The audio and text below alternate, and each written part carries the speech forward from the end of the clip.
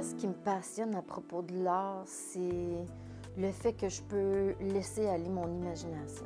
Donc, juste passer du temps à moi-même, j'écoute un livre, j'écoute de la musique souvent, puis je fais juste laisser aller mon imagination. Puis je trouve ça relaxant, je trouve que c'est une très bonne façon de méditer. Quel style d'art que je fais? Ça a commencé beaucoup avec les personnages de Walt Disney, ce que j'aimais beaucoup refaire dans mes livres, puis redessiner, puis tout ça. Après ça, j'ai commencé la peinture.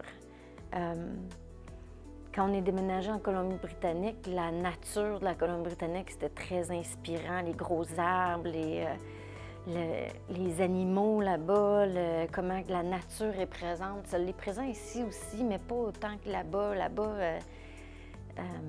c'est juste magique, on dirait. La brume, l'océan, tout ça. Puis il y a beaucoup d'artistes là-bas qui peinturent la nature. Donc j'ai pris des cours avec Brian Simmons. J'ai connu l'artiste Lisa Real, qui est excellente. Jusqu'à temps que je vois l'art de Anand Nandvari, qui est un artiste de l'Inde, je crois. Puis elle faisait des portraits en papier. Donc j'ai commencé à faire des portraits en papier, commencé à regarder un peu son style, puis apprendre à découvrir des nouveaux artistes papier. Je fais aussi du portrait wonky, je pourrais les écorcher.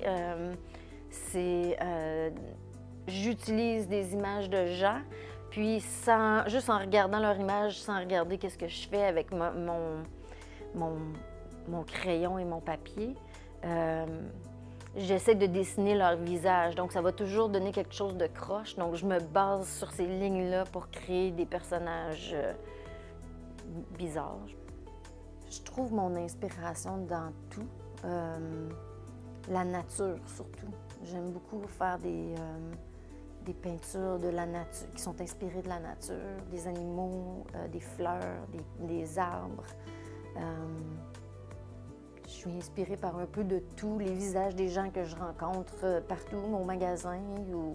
Je suis inspirée par vraiment tout. Ça peut même être la position de voiture dans un stationnement, les couleurs, l'agencement de couleurs dans des magasins avec la façon qu'ils ont placé les vêtements.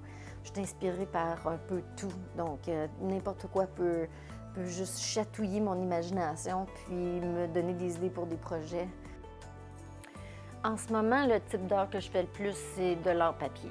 J'ai toujours derrière moi, sur ma table de travail, j'ai toujours des papiers de découper. Quand je commence un projet, je vais passer probablement 4 ou 5 heures à juste couper des languettes de papier pour préparer pour mon projet. Donc, je vais commencer par choisir toutes les couleurs que je veux utiliser pour mon projet. Après ça, je vais commencer à décider quelle largeur de papier je veux utiliser. Je vais tout découper les couleurs dont j'ai besoin. La sélection de couleurs est quelque chose qui prend quand même assez de temps. Je n'ai jamais vraiment su qu'est-ce que je voulais faire. Je me suis laissée influencée peut-être un peu par toutes les choses que je vivais. Donc, si je faisais un certain type d'emploi qui m'amenait dans telle ville, je rencontrais tel artiste. Donc, je prenais des cours avec cet artiste-là. Puis là, on est déménagé quelque part, il n'y avait pas personne autour que je connaissais. Donc, par l'Internet, j'ai pris des cours, puis j'ai connu d'autres artistes, puis j'ai appris d'autres techniques. Puis là, on est déménagé quelque part d'autre. J'ai travaillé dans un magasin de scrapbooking, je veux dire. Puis ça l'a influencé un peu ce que je faisais aussi. Ça a juste toujours fait partie de ma vie. Ça n'a jamais été quelque chose que j'ai voulu absolument faire tout le temps. C'était juste toujours dans ma vie. Même si je voudrais pas faire de l'art, j'en ferais quand même. Parce que, je veux dire, c'est juste naturel. Donc, si c'est pas même repeinturer la maison, placer des choses sur les murs, c'est tout un côté artistique, je trouve, dans ma vie.